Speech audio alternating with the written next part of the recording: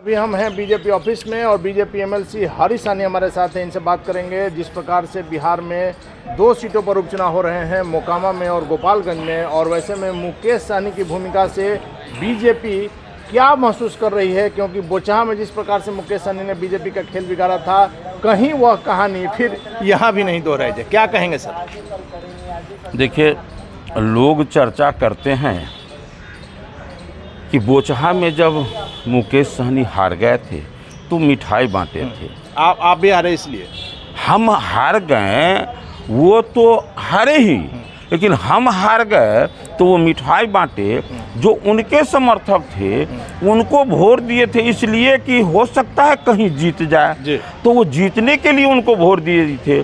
और जब वो मिठाई बांटे तो उनके समर्थक को लगा कि शायद ये नेता के माथा में क्या विचार है, कौन सा विचार से ये चुनाव लड़ रहे हैं, ये हारने पर मिठाई बांट रहे हैं। तो उस समय में वो अपने आप को, उनके सारे समर्थक, सारे मतदाता बहुत ठगा सा महसूस किए।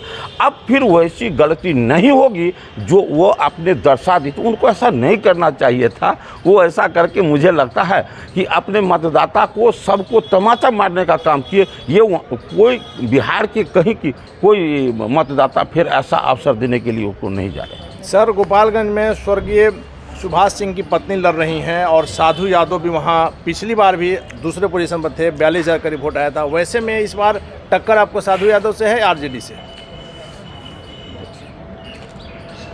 जैसा मेरा वहाँ उम्मीदवार है, वहाँ के लोगों को उनके प्रति एक अलग श्रद्धा था।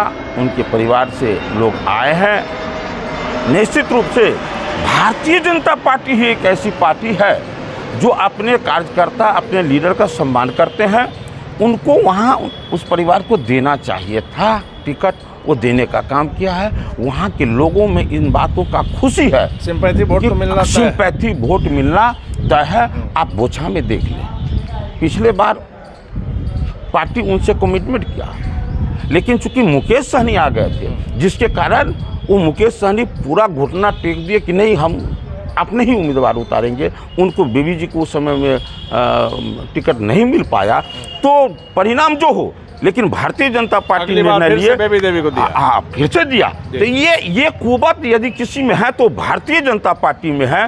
इसलिए इस सब विशेषता को देखकर आज बिहार की जनता निश्चित रूप से सम्मान करने का काम करेगी। लेकिन बीजेपी अब पहले वाली बीजेपी नहीं रही है, आज के समय के साथ चल रही है। मोकामा इसका गवाह है। आपने बाहुबली के सामने बाहुबली को टिकट दिया है। ठीक है, बाहुबली जिसको आप कह रहे हैं, चुनाव का हम जैसा खेल खेलते हैं ना, उस तरह का रणनीति अपनाते हैं।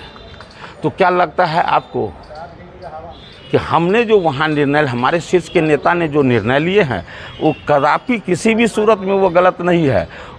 आप जिस सोच से कह रहे हैं, मैं भी उसी सोच से कह रहा हूँ कि वहाँ टिकट दिया जाना हर सूरत में बेहतर हुआ है, और वो जीतने के उद्देश्य से दिया गया है, वो जीतेंगे ही। सर, आप मान रहे हैं कि साफ छवि के व्यक्ति चुनाव नहीं लड़ सकते हैं? ये कौन कह दिया है? आपके पास मोकामा में कोई साफ छवि का व्यक्ति नहीं था? अरे आप क्या कहे पहले कि जहाँ जिस तरह का जैसा रहेगा उस हिसाब से आप समय के साथ चलेंगे? समय के साथ चलेंगे। कहते हैं सबका साथ सबका विश्वास। होता क्या है, एक व्यक्ति अपने टॉयलेट में जाते हैं और पान का पीक ऐसे फेंकते हैं, पानी डालते हैं, और वही व्यक्ति फिर सार्वजनिक स्थल पर जाता है, पान का पीक फेंकता है, चलते बनता है। उसको जहाँ जिस स्थान पर रहता है उस स्थान के अनुकूल चलने के लिए वो विवश हो जाता है। जो लोग भारतीय जनता पार्टी में आते हैं, भारतीय जनता पार्टी के सिद्धांत के आधार पर चलते हैं, उनका पिछला छवि वहीं छूट जाता है, फिर उनका छवि भारतीय जनता पार्टी के कार्यकर्ता के जैसा। आखिरी सवाल है कि चाहे आप पर जितना दाग हो, यदि आप बीजेपी ज्वाइन कर लिए तो गंगा नहा लिए? वो गंगा नहीं नहा लेते हैं।